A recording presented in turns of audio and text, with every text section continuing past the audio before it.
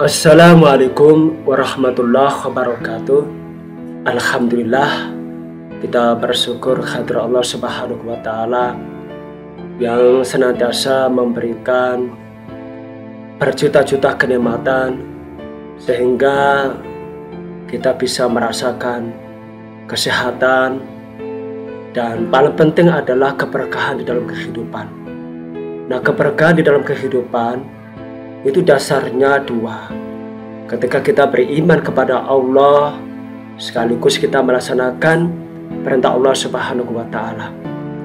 Ini yang menjadi dasar bagi kita semua untuk memperoleh keberkahan demi keberkahan di dalam kehidupan di dunia maupun di akhirat. Sahabatkah, kali ini saya ingin membahas terkait dengan misteri dan hakikat kematian. Ini bukan materi yang mengerikan, tetapi ini materi yang sesuai dengan kenyataan yang dihadapi oleh seluruh makhluk hidup, termasuk manusia. Sehingga kita bisa mengartikan kematian itu adalah realitas yang niscaya di dalam kehidupan. Ini bahasanya ngeri ya. Jadi realitas yang niscaya artinya kenyataan yang pasti terjadi kepada setiap makhluk hidup. Jadi tidak peduli apakah manusia, jin, malaikat, ataupun hewan. Karena semua yang saya sebutkan tadi itu adalah makhluk hidup yang diciptakan oleh Allah Subhanahu wa Ta'ala. Dan dipastikan dia akan menemui ajalnya. Kapan dan di mana, bagaimana, itu adalah hak prerogatif Allah Subhanahu wa Ta'ala. Maka masing-masing di antara kita itu sudah ada ajalnya, sudah ditetapkan kapan kita akan meninggal. Nah, persoalannya ketika filsafat Yunani, ini kita bicara ya tentang filsafat Yunani, karena ini banyak menjadi pemahaman yang tanpa kita sadari, banyak mempengaruhi pemikiran kaum muslimin, sehingga yang terjadi adalah kekacauan dan kerancuan dalam memahami realitas kematian tersebut. Jadi mereka beranggapan bahwa substansi kematian itu satu, tetapi penyebabnya beribu-ribu. Sebagai contoh, ini saya berikan contoh ya, supaya mudah memahami. Yang menjadi sebab itu yang biasa kita pahami ya, misalnya kita terserang penyakit jantung, penyakit kolesterol, penyakit diabetes, atau terserang penyakit HIV, dan seolah-olah itu adalah sebab yang pasti yang menimbulkan akibat yang mematikan. Ini masalahnya tidak memahami ya perbedaan antara akibat yang pasti ya dengan faktor kondisional yang memungkinkan terjadinya kematian. Ya, seperti penyakit HIV. Di antara dua orang yang terserang penyakit HIV itu kan berbeda-beda. Ada yang cepat dan ada yang lambat ya, menuju kepada kematian. Begitu juga ketika terserang penyakit kolesterol, penyakit jantung, penyakit paru-paru, itu kan berbeda-beda waktu kematiannya. Jadi ada yang cepat, ada yang lambat. Padahal penyakitnya sama, virusnya sama. Tetapi kenapa kita tidak bisa memastikan kapan kita akan meninggal, kapan kita akan menuju kepada kematian gitu. Berarti ada satu faktor yang menentukan gitu, yang menentukan kepastian waktu dan tempat dan bagaimana dia akan meninggal. Bahkan ada orang yang bunuh diri tapi nggak mati-mati gitu karena gagal. Ada yang tenggelam tapi tidak mati-mati gitu. Ada yang kecelakaan, ada yang meninggal dalam waktu yang seketika, ada yang meninggal membutuhkan waktu beberapa bulan bahkan bertahun-tahun tidak meninggal. Dan pada akhirnya meninggal gitu. Ya, artinya waktu dan bagaimana dia akan meninggal itu yang menentukan adalah zat Allah Subhanahu wa Ta'ala. Nah, jadi pada dasarnya kematian itu sama dengan rezeki. Rezeki Allah yang mengatur, rezeki Allah yang menentukan, dan dianugerahkan sesuai dengan kehendaknya. Nah, ini sebagaimana Allah Subhanahu wa Ta'ala menegaskan ya dalam Quran surat Ali Imran ayat 145. Wa makana li nafsin an tamuta illa bi'idznillahhi kitaban muajjalah. Dan tidaklah bagi seseorang meninggal dunia illa bi'idznillah, kecuali dengan izin Allah, kitaban muajjalah, dan itu sesuatu yang telah tercatat, yang telah ditetapkan oleh Allah Subhanahu wa Ta'ala. Jadi seseorang tidak akan meninggal dunia atau telah tercabut nyawanya daripada jasadnya kecuali dengan yang dikehendaki oleh Allah Subhanahu wa Ta'ala. Maka secara eksplisit ya, itu juga terdapat dalam Quran surah Al-Baqarah ayat 258. Rabbiyalladzi yuhyi wa yumit. Tuhanku adalah yang menghidupkan dan mematikan. Dari itu semua, dari realitas kemudian nasya, kita bisa menyimpulkan bahwa kematian termasuk rezeki itu tunduk kepada iroda dan maisha Allah Subhanahu wa Ta'ala. Jadi tunduk kepada apa yang dimaukan dan dikehendaki oleh Allah Subhanahu wa Ta'ala. Sahabatkah yang dimaukan oleh Allah Subhanahu wa Ta'ala?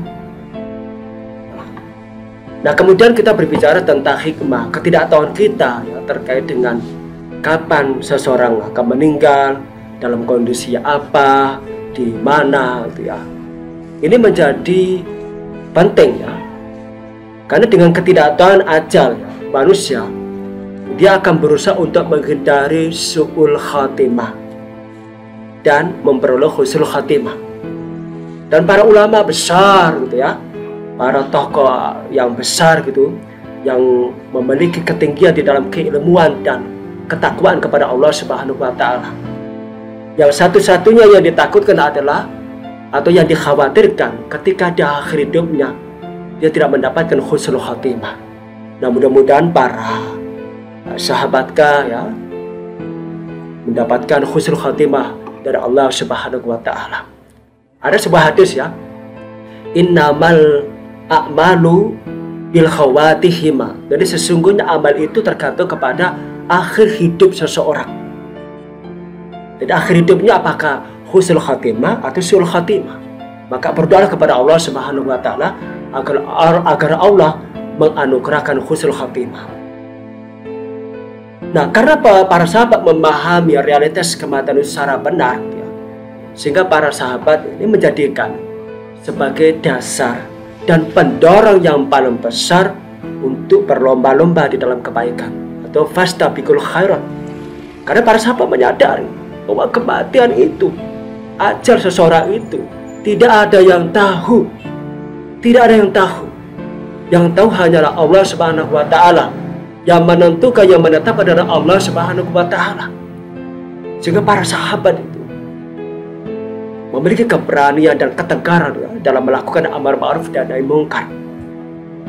Dan mereka memahami inna sholati wa nusuki wa mahyaya wa mamati lillahi rabbil alamin. Sehingga pernyataan inna sholati wa nusuki wa mahyaya wa mamati lillahi rabbil alamin memperoleh penguat daripada pemahaman terkait dengan kematian. Sahabatkah? Nah, untuk memperkuat terkait dengan ini ada sebuah dialog yang menarik. Jadi terjadi antara Abdullah bin Zubair dengan ibundanya Asma binti Abu Bakar radhiyallahu anhu. Zubair, ya, Abdullah bin Zubair adalah seorang khalifah yang kemudian kalah perang dengan Al-Hujjaj, seorang panglima Marwan bin Hakam. Nah, ketika dia di dalam kondisi peperangan dan dia tahu dia akan kalah gitu, dan dia akan terbunuh, maka dia berdialog dengan ibunya. Wahai ibu, bagaimana dengan ini gitu? Saya akan terbunuh dan saya akan kalah perang gitu. Maka Asma menjawab, wahai Ananda, sesungguhnya kematian itu ada ketenangan. Jika kamu terbunuh, ibumu telah merelakanmu. Dan jika kamu menang di dalam peperangan, maka kamu telah menjadi cahaya kedua mataku. Kemudian Abdullah mengatakan, wahai ibu, sesungguhnya Ananda takut dibunuh kemudian dimutilasi, dipotong-potong oleh Al-Hujjaj. Kemudian Asma menimpali, wahai Ananda, sesungguhnya kambing tidak merasakan sakit mutilasi tersebut ketika sudah sembelih atau dibunuh. Nah, kemudian Abdullah menjawab, segala puji bagi Allah Subhanahu wa Ta'ala. Alhamdulillahirabbil alamin, yang telah memberikan petunjuk kepada ibunda dan meneguhkan hati ibunda. Ini dialog menarik ya, karena mereka menyadari bahwa kematian itu adalah Allah Subhanahu wa Ta'ala yang menentukan dan menetapkan ketika manusia sebelum dihadirkan di dunia ini.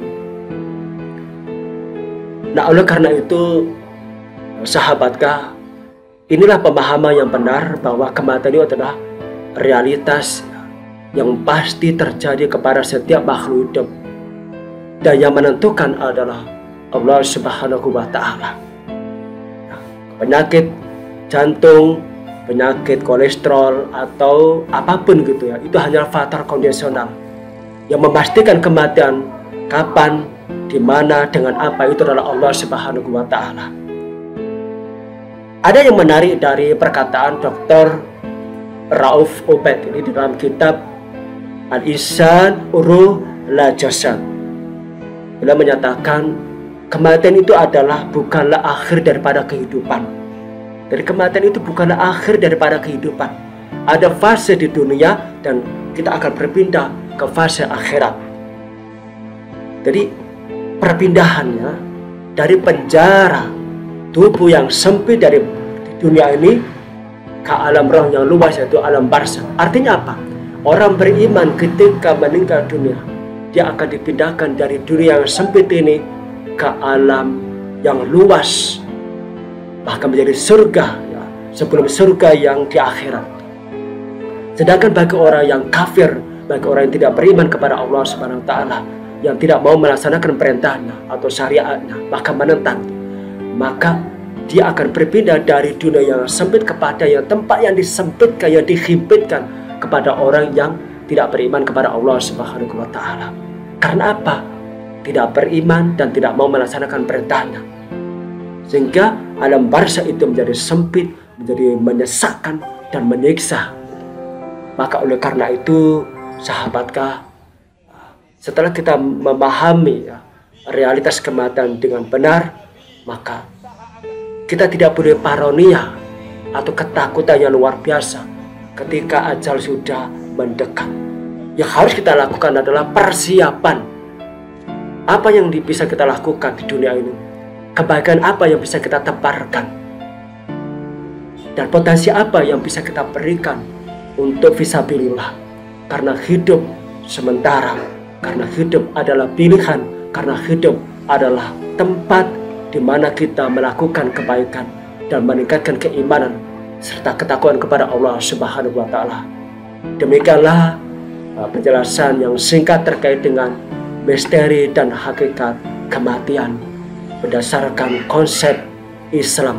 Mudah-mudahan apa yang saya sampaikan ini bermanfaat dan memberikan inspirasi untuk melakukan fastabiqul khairat.